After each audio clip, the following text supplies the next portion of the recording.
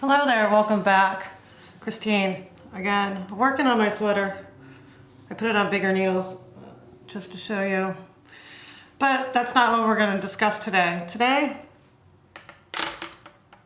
I want to discuss wool and fiber festivals. They're all coming up. The big one for the East Coast here, Maryland Sheep and Wool, is coming up this weekend, May 4th and 5th.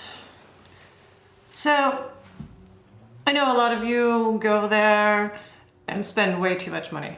I know when I do, even when I set up, sometimes I spend way too much. And I try to limit my stuff. So, but you can also meet some really new, cool, I wouldn't say like tips and tricks, just by watching some of the demos, learning about some of the new tools that are out there, you know, watching how the sheep are actually sheared and the whole process. It's pretty fun. You know, not just limiting yourself to just one area. So I follow a lot of people via email. I get their newsletters, especially some Fibre mills. And the one here that will be at Maryland, which I'm not going to Maryland, is working on a new website, and I can feel her pain. But what is disheartening is in her email that she found that she had to dedicate a whole photo area in the mill and by lighting and all that stuff. But yeah, she's still photoshopping a lot, which is very disheartening to me, that is, because as you know, I shoot on cloudy days. I think that's the best way to do it. And so that being said, if you have your favorites, you know, you always go there, but it's also an opportunity to learn more about different companies out there, different vendors, different ways and styles and different types of wool, instead of being stuck with the same blends. This mill does make their own yarn, also roving, and a whole bunch of other stuff. And, you know, if you're not familiar with them and you don't touch and feel, and you don't visually see it, compared to what you see online, if you're an online shopper, you know, that could be a little daunting, especially, you know, if you sign up for somebody's newsletter and they specifically say that they're having issues, not only with product descriptions, but the photos, and then having to take time to Photoshop them. So seeing stuff in person does make a big difference. So when you go to the Fibre Festival, I tell everyone, yeah, if you have your favorites and they're gonna bring something, or contact that person to bring something that you might be interested in, is a good way to ensure that they'll hold something for you. So that if you missed your alarm clock, which if you're going to a wool and fiber festival, you're not going to miss your alarm clock, are you? But do your homework. All of these fiber festivals that are coming up always list their vendors. So you can contact your favorite vendors, or you can check them out online if they have an online store, which makes it easier. Back in the day, you know, most people didn't have that luxury.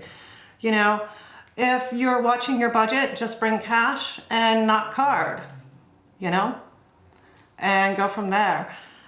But don't forget, like I said, to check out the different fibers and fleeces, because you might find something that feels really nice and soft and squishy, has great elasticity, and it's better than merino, and get out of that merino rut.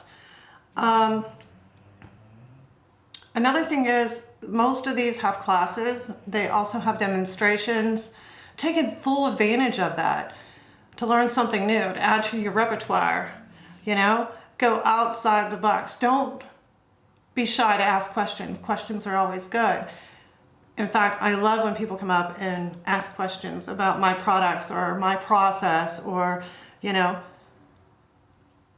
anything mundane, even if, how am I doing? How's the family? You know? But you can spot also new trends by going to fiber and wool festivals, because every season things change. You don't want to be stuck in the rut. And that's probably why we always have too many projects on our needles, or more than one project on a set of needles. It's because you get tired of looking at the same colors. You know, I know I'm like thinking of, you know, doing something else because these colors are getting a little like crazy goofy after a while. You know, you work on it for a few hours, put it down, do something else, pick it back up, and your eyes are saying, no way. Been there, done that. I'm doing it now. You know, also some of the handcrafted vendors that make needles or spinning wheels or whatever you're into, crochet hooks, you know, don't be shy. Ask if they have a sample of yarn or something that you have in your bag, and if you want to try it out, see how it feels in hand. You know, that's a good way to try out something to see if you like it, instead of buying it and then finding out you don't like it.